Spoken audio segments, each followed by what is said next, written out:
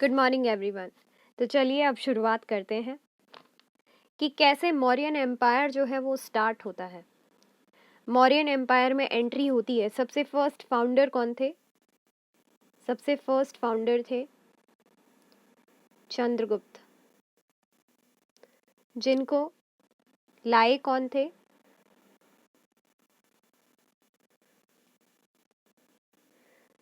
उनके गुरु चाणक्य। ठीक है। देन उनको सक्सेस किया था, एक स्टोरी मानी जाती है कि उनके बेटे थे बिंदुसार। तो बिंदुसार के जन्म की एक स्टोरी मानी जाती है।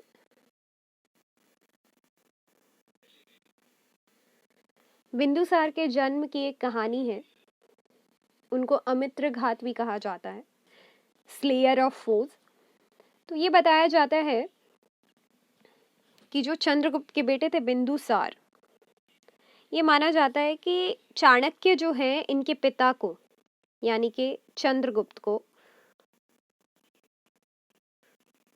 खाने में थोड़ा थोड़ा डोज जहर का दिया करते थे, ताकि उन पर कोई भी बाहर का आदमी प्रयोग करे खाने के थ्रू तो उनको कभी भी उसका असर ना पड़े। उनको बहुत स्ट्रांग बनाना चाहते थे, नॉट जस्ट मेंटली, फिजिकली भी। इसीलिए माना जाता है कि चंद्रगुप्त जो है, चंद्रगुप्त को चाणक्य जहर दिया करते थे खाने में थोड़ी मात्रा में, जिससे डेथ नहीं होती। तो उतने जहर से डेथ नहीं होती। ठीक है। तो एक बार क्या हुआ था, चंद्रगुप्त की वाइफ जो थी दूरधा ने, बिंदुसार की मदर दूरधा ने क्या किया कि वो खाना खुद खा लिया। जब दूरधा ने वो खाना खुद खाया तो उनकी डेथ हो गई, और उस समय वो प्रेग्नेंट थी। तो उनकी बेली को कट करके बिंदुसार को बचाया गया, और उस जहर की वजह से बिंदुसार के हेड पर एक निशान था, इसीलिए इनको कहा गया बिंदुसार। ठीक है। तो मौर्यन डायनेस्टी को स्टैब्लिश करने वाले कौन थे? चंद्रगुप्त। चंद्रगुप्त के बेटे कौन थे? बिंदुसार। बिंदुसार इस डायनेस्टी को कंटिन्यू करते हैं रूलिंग। 321 बीसी में आए थे कौन? चंद्रगुप्त मौर्य। 297 बीसी में आए थे बिंदुसार। ठीक है। और अब इनके बेटे आएंगे, क्योंकि चंद्रगुप्त जो है 26 ईयर्स के बाद, 26 ईयर्स ऑफ रूलिंग के बाद वो जैनिज्म अडॉप्ट कर चुके थे। हमने रिलीजन के बारे में पढ़ा था, दो टाइप के रिलीजन जो उस टाइम पे काफ़ी पॉपुलर थे, बुद्धिज़्म, जैनिज्म। तो चंद्रगुप्त मौर्य जैन धर्म को अपना चुके थे, और उन्होंने अपना पूरा राजपाट दे दिया था किसको? बिंदुसार को। 297 बीसी में ये पूरा राजपाट किसको मिल जाता है? बिंदुसार। अब बिंदुसार को ये राजपाट मिलने के बाद इनको सक्सेस करते हैं अशोका द ग्रेट। इनके सक्सेसर कौन होते हैं? बिंदुसार के सक्सेसर होते हैं अशोका। और इनको द ग्रेट क्यों कहा जाता है, उसके पीछे की कहानी आज हम जानेंगे। So back to NCERT. ये शुरुआत होती है एक कहानी से जो बताते हैं रोशन के पॉइंट ऑफ व्यू के बारे में। When she clashed the crisp notes that her grandfather had given her on her birthday, while she badly wanted to buy a new CD, she also wanted to just see and feel the brand new notes. It was then she noticed. तो उनके दादा ने CD खरीदने के लिए उनको कुछ पैसे दिए, और उन नोट को देख के वो इतनी एक्साइटेड होती है कि उन नोट पे बनी चीज़ों को वो देखती है कि उस नोट पे उसको कुछ ऐसा चित्र दिखता है। ठीक है। तो वो पूछती है कि ये क्या है। तो अब हमने पिछले चैप्टर में बात करी थी, जब हम बुद्धिज़्म के बारे में पढ़ रहे थे, सारनाथ के बारे में हमने बात करी थी, जो कि वाराणसी में सिचुएटेड है। तो वहाँ पर ऐसा कुछ पिलर मिला है स्तूपा के पास। ठीक है, तो ये इतना यूनिक है। उस समय की पत्थर पे जो उभरी हुई कलाकृति होती थी वो इतनी ज़्यादा यूनिक होती थी, इसीलिए उसको नेशनल इम्पोर्टेंस में रखा गया है, नेशनल एम्बलम की कैटेगरी में लाया गया है। ठीक है, द लायन किंग। और इनको कॉइन्स पे भी, नोट्स पे भी छापा गया है। The lions that we see on our note or coin have a long history. So they were carved in stone and placed on top of a massive stone pillar at Sarnath. So Ashoka was one of the greatest rulers to the history. तो इसकी शुरुआत किसने करी थी? ये जो lion capital है, ये माना जाता है कि ये अशोका दी ग्रेट ने ही बनवाया था, जो बिलोंग करते थे मौर्यन डायनेस्टी को। उन्होंने बहुत सारे बैटल्स जीते थे और बीच में संन्यास भी ले लिया था। ये इतने ज़्यादा स्ट्रॉन्ग थे, हालांकि फिलॉसफी भी बहुत बहुत अच्छी थी अशोका की। तो चलिए जानते हैं अशोका के बारे में, जो किस डायनेस्टी को बिलोंग करते थे, मौर्यन डायनेस्टी। डायनेस्टी क्या होती है ये मैंने आपको शुरुआत में बताया था, जिन राजाओं के कॉमन एंसेस्टर हो, मतलब वो सेम इंसान को बिलोंग करते हो, उनकी सारी पुश्तें, वही क्या है, डायनेस्टी।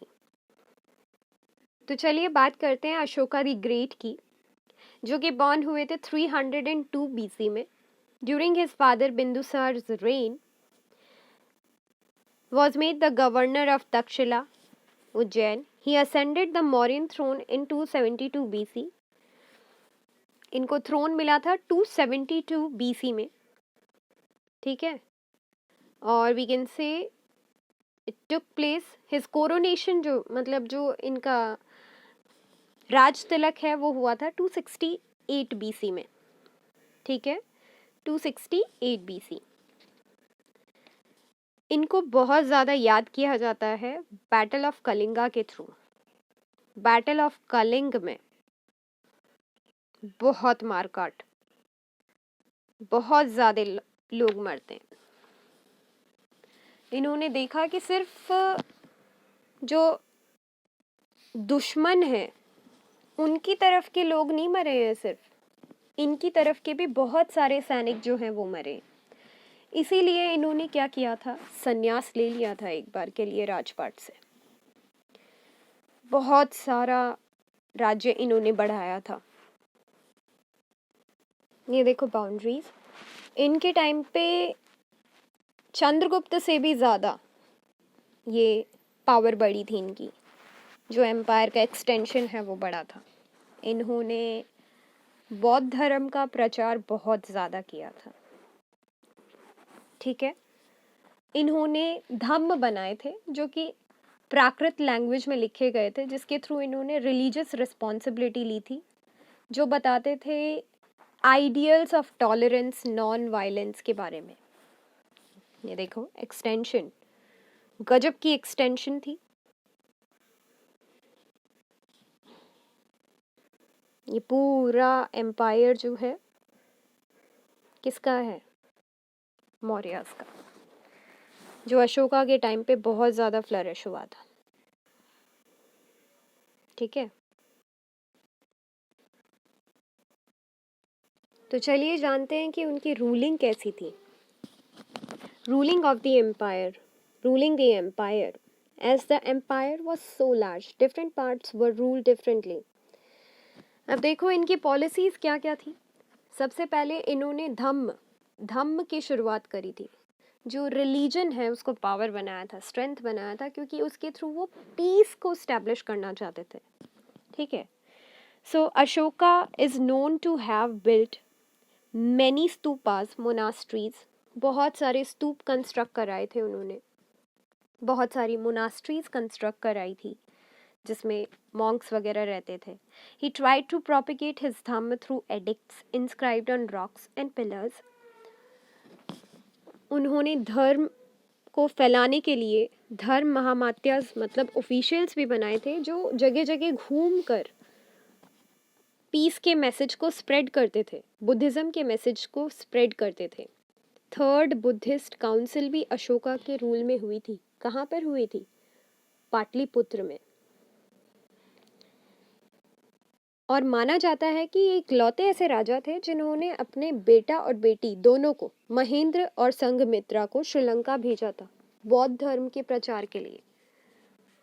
ठीक है, ये अपने लोगों में से जो बेस्ट लोग थे उनको भेजा करते थे अपने एम्पायर से दूसरी जगह पर, ताकि वो इस मैसेज को स्प्रेड कर सके। क्यों उनका रिलीजन की तरफ जो है ज़्यादा अट्रैक्शन बढ़ा? क्योंकि वो कलिंग वॉर को देख के समझ चुके थे। बहुत ज़्यादा लोग मरे थे। ठीक है, बहुत ज़्यादा लोग मरे थे इस वजह से। सो अशोका के ना रॉक एडिक्ट्स में मिलते हैं, जिसमें रॉक एडिक्ट्स क्या है? स्टोन्स पे कुछ कार्व करके लिखा गया है, और उन रॉक एडिक्ट में बहुत सारी अच्छी बातें लिखी गई है। जिसमें रॉक एडिक्ट 12 में क्या लिखा गया है? ओबीडियंस के बारे में लिखा गया है कि एल्डर्स की रिस्पेक्ट करनी चाहिए, सभी को अच्छे से ट्रीट करना चाहिए, चाहे स्लेव्स हो, चाहे रिलेटिव्स हो, चाहे फ्रेंड्स हो, चाहे कंपेनियंस हो, और एनिमल किलिंग नहीं करनी चाहिए, बहुत कम खर्च करना चाहिए, और ज़्यादा से ज़्यादा ट्रूथ को फैलाना चाहिए। आर्ट एंड आर्किटेक्चर कैसा था उस समय का? ये कैपिटल सिटी बहुत ही अमेजिंग थी पाटलिपुत्र। आर्ट एंड आर्किटेक्चर में बहुत ही प्यारे स्तूपा मिले हैं। उन स्तूपा में पिलर्स मिले हैं, रॉक एडिक्ट मिले हैं। ये पिलर है ना, पिलर पे ऐसी कुछ डिज़ाइन है जिसको द लॉयन कैपिटल माना गया है। ठीक है, और इन सारी चीज़ों के बारे में बताता कौन है? बताता है मेगास्थनीज, जो ग्रीक एम्बेसडर था, अलेक्जेंडर के टाइम पे आया था। मैसेडोनिया का राजा था अलेक्जेंडर, और अलेक्जेंडर का जो दूत था वो था मेगास्थनीज। तो वो कुछ सालों के लिए यहाँ पर रहता है, चंद्रगुप्त के पास रहा था वो। और ये सारी चीज़ों के बारे में वही बताते हैं, क्योंकि चंद्रगुप्त की शादी भी हुई थी मेगास्थनीज का जो सबसे इम्पोर्टेंट खास इंसान था, सैल्यूकस, उनकी डॉटर से चंद्रगुप्त की मैरिज भी होती है। अब देखो, मेगास्थनीज जो था ना, वो दूत था जिसने अपनी बुक इंडिका में बहुत कुछ बताया है कि वहाँ का एडमिनिस्ट्रेशन कैसा था, किंगडम कैसा था, कहाँ तक इनकी रूलिंग थी, पावर थी।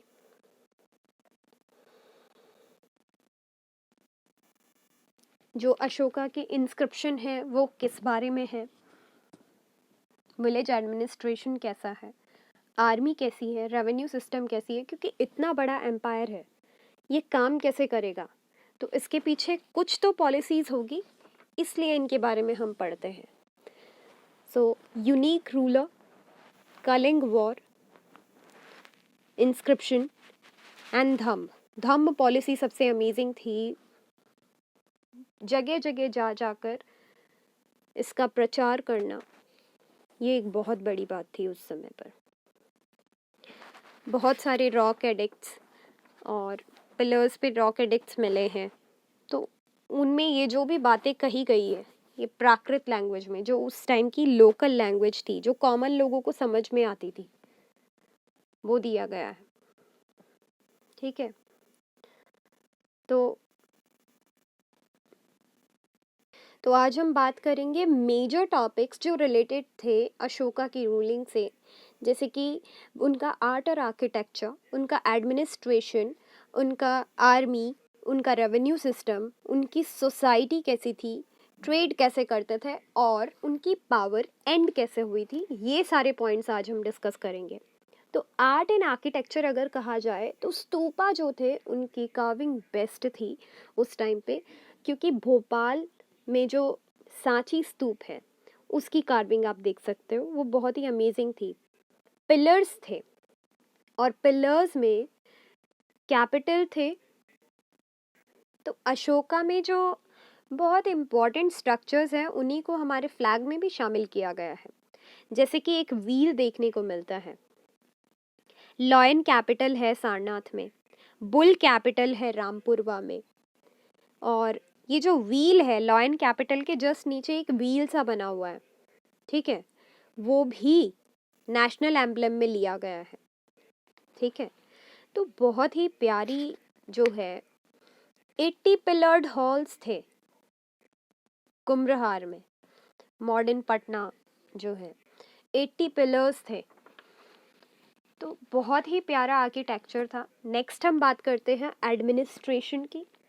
एडमिनिस्ट्रेशन भी बहुत ही कमाल का था, जो कि डिवाइडेड था सेंट्रल, प्रोविंशियल, डिस्ट्रिक्ट, विलेज। तो डिसेंट्रलाइज सिस्टम था। King had the seat of power, was absolute authority, he was assisted by council of ministers. अब यहाँ पर देखो, सेंट्रलाइजेशन सिस्टम था। यहाँ पर किंग के पास सारी पावर्स थी, बट वो पावर्स डिवाइडेड थी, मंत्री परिषद के हाथ में था सब कुछ। प्रोविंशियल एडमिनिस्ट्रेशन था, डिस्ट्रिक्ट एडमिनिस्ट्रेशन था, विलेज एडमिनिस्ट्रेशन था, पाटलिपुत्र वहाँ की कैपिटल थी। तो एडमिनिस्ट्रेशन हम देखते हैं डिटेल में। एडमिनिस्ट्रेशन में क्या होता था, जो सेंट्रल एडमिनिस्ट्रेशन था उसमें मंत्री परिषद डिसीजन लेती थी, सारे ऑफिशियल्स डिसीजन लेते थे। अब देखो मेजर चीज़ों की बात करते हैं। सेंट्रलाइज्ड एडमिनिस्ट्रेशन था, जिसमें सेंट्रल एडमिनिस्ट्रेशन था वो डिवाइडेड था 3 पार्ट में, provincial, district and village.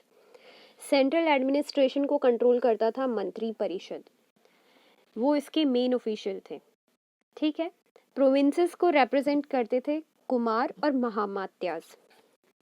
District administration का हेड होता था युक्ताज, ठीक है, जिनको प्रदेष्टा भी बोलते थे।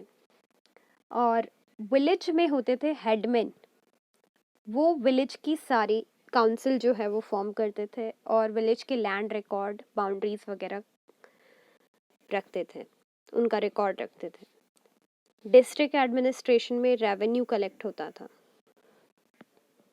कैपिटल थी इनकी पाटलिपुत्र, जहाँ पर 2 to 3 स्टोरी हाउसेस होते थे जो कि वुड से बने हुए थे। और सिटी जो है कमिटी ऑफ मेंबर्स से रूल की जाती थी, एडमिनिस्टर की जाती थी। ट्रेड और इंडस्ट्री जो है बहुत अच्छे मैन्युफैक्चर्ड गुड्स, क्राफ्ट्स वगैरह जो थे, सम looked after foreigners while others collection of taxes। उसके बाद हम बात करेंगे आर्मी की। सो पाटलिपुत्र में सारी चीज़ें थी, collection of taxes, record, death, सब चीज़ें मेंटेन होती थी। Civic communities, hospital, road, park, temple, health, sanitation, सारे इश्यूज के बारे में कमिटीज फॉर्म की जाती थी और बात की जाती थी। अब हम आते हैं इनकी बहुत ही स्ट्रॉन्ग आर्मी थी। इनके पास कैवलरी और फुट सोल्जर्स दोनों थे। ठीक है, स्पाइस बहुत थे इनके पास, जासूसी जो करते हैं, आप लोगों ने देखा होगा बोनों के थ्रू ये जासूसी कराते थे, हर इंसान के थ्रू ये जासूसी ज़रूर कराते थे। ठीक है, और ये कुछ इम्पॉर्टेंट चीज़ें थी इनकी आर्मी के बारे में। नेक्स्ट है रेवेन्यू सिस्टम। अब रेवेन्यू सिस्टम के बारे में हम बात करेंगे, जिसमें 1/4 या 1/6 पार्ट ऑफ प्रोड्यूस फार्मर्स पे इम्पोज किया जाता था, जो फिक्स्ड होता था, जो उनको देना ही है। पानी पर भी इन्होंने टैक्स लगाया था। वाटर भी एक टैक्स का सोर्स था, इरिगेशन फैसिलिटी के लिए जो प्रोवाइड किया जाएगा। आर्टिजन्स पे, माइनर्स पे, ट्रेडर्स पे, इन सभी पे टैक्स था। और इन्होंने टोल पर भी, वाटर रूट्स पर, मतलब इन्होंने नेवी कंस्ट्रक्ट कर दी थी, नेवी जो है वो स्टैब्लिश कर दी थी। नेवल पावर काफ़ी इंक्रीज हुई थी इनकी। तो नेवल फोर्स में जो वाटर रूट्स हैं वहाँ पर इन्होंने टोल्स कलेक्ट करने शुरू कर दिए थे। अब देखो इनकी सोसाइटी कैसी है। इनकी सोसाइटी में ज़्यादा कुछ चेंज नहीं है, लेटर वैदिक पीरियड में जैसी सोसाइटी थी, वर्ण सिस्टम के अकॉर्डिंग। ब्राह्मणास जिनकी हाईएस्ट पोजीशन थी, ठीक है। फिर आ जाते हैं कौन, दूसरे नंबर पे आ जाते हैं क्षत्रियाज, राजा राजकुल वगैरह के लोग, जिनको बॉर्डर पे रक्षा करनी थी, लोगों की, प्रजा की रक्षा करनी थी। वैश्यास जो ट्रेडिंग वगैरह करते थे, और शूद्र जो लोएस्ट कैटेगरी पे थे, जिनको लेबर वर्क जिनसे कराया जाता था। और उसके बाद आओ इनकी ट्रेडिंग। ट्रेडिंग इनकी काफ़ी अच्छी थी आसपास के देशों से, जैसे कि चाइना से, श्रीलंका से, चाइना, श्रीलंका, इजिप्ट, रोम, इनसे अच्छे ताल्लुकात थे और ट्रेडिंग होती थी, फार्मिंग होती थी, कैटल रेयरिंग होती थी, क्राफ्ट पॉटरी काफ़ी फेमस थी उस टाइम पर भी, सिल्वर पंचमार्क कॉइन यूज़ होते थे। बहुत सारे कॉइन्स मिले हैं उत्तर प्रदेश में, बिहार में, जो इसी टाइम को बिलोंग करते हैं। अब देखो, एक ब्रीफ ओवरव्यू हो चुका है, तो कुछ रीजंस ऐसे थे जिनकी वजह से इनका एंड हुआ था। तो एंड के लिए कुछ रीजंस रिस्पॉन्सिबल थे। वो क्या था? 231, लगभग 100 सालों तक इनकी रूलिंग चलती है। 321 बीसी से स्टार्ट होके 231 बीसी तक। तो यहाँ तक आते आते ऐसा क्या हुआ था कि इनकी रूलिंग जो है एंड हो जाती है? सबसे बड़ा कारण था वीक सक्सेसर्स। मतलब जो इनकी आने वाली पुश्तें थी, वो इतनी सक्सेस नहीं कर पाई, क्योंकि उनमें रिस्पॉन्सिबिलिटी बेयर करने की पावर नहीं थी। पूरे एम्पायर को कैसे चलाया जाता है, वो चीज़ें उनके समझ नहीं पड़ी थी। फिर इनकी जो पॉलिसीज़ थी वो एंटी ब्रह्मा पॉलिसी हो गई। हर चीज़ को रिलीजन से जोड़ दिया जाए तो नहीं चलता काम। ठीक है। नेक्स्ट आ जाता है फाइनेंशियल क्राइसिस। अब माना जाता है कि इनॉर्मस एक्सपेंडिचर ये आर्मी पे, ऑफिशियल्स पे, एडमिनिस्ट्रेशन पे, बुद्धिस्ट मॉन्क्स पर, मोनास्ट्री कंस्ट्रक्ट करने में, मतलब फाइनेंशियल क्राइसिस बहुत बड़ा इशू था। तो ये कुछ रीज़न थे जिसकी वजह से मौर्यन डायनेस्टी पूरी तरीके से ख़त्म हो जाती है। ठीक है। अब एक नज़र आप एनसीईआरटी पे मारो कि आपको सारी चीज़ें समझ में आ जाएगी। मैंने बहुत ही ब्रीफ ओवरव्यू दिया है पूरे चैप्टर का, इससे ज़्यादा ब्रीफ नहीं हो सकता ये चैप्टर।